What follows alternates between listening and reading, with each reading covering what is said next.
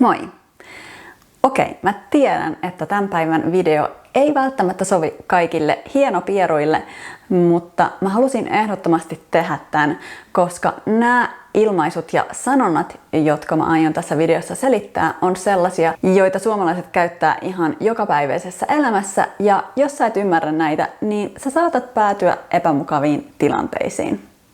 Eli tänään mä selitän muutaman suomalaisen ilmaisun, joissa käytetään sanaa perse.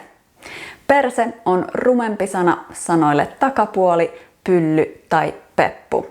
Mä itse asiassa en suosittele käyttämään persettä, jos sä puhut takapuolesta, vaan käyttämään näitä muita sanoja. Mutta näissä ilmauksissa niitä voi hyvin käyttää, joskin mä rajoittaisin myös näiden ilmausten käyttämisen sun perheen tai kavereitten kanssa puhumiseen. Ensimmäisenä kaikkein useimmin käytetty, tää on ihan perseestä. Tämä tarkoittaa, että jokin asia on täysin surkea tai huono, ja tämän serkku meni ihan perseelleen tarkoittaa tietenkin sitä, että jokin tilanne meni todella huonosti. Sitten toinen superyleinen on olla persauki, mikä tarkoittaa, että sulla on rahat loppu, sä oot ihan varaton, ja tämä voidaan myös lyhentää muotoon PA, persauki.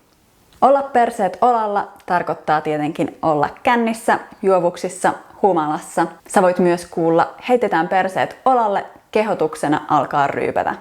Olla kuin perseeseen ammuttu karhu on joku, joka on tosi kärttyinen ja huonolla tuulella, sille ei kannata ryppyillä tai välttämättä edes puhua.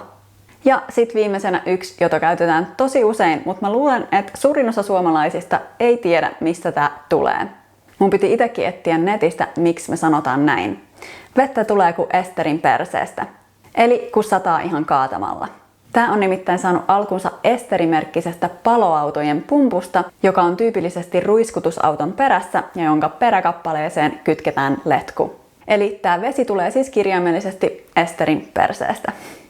Okei, toivottavasti sä pääset pian käyttämään näitä sun läheisten kavereiden kanssa. Moikka!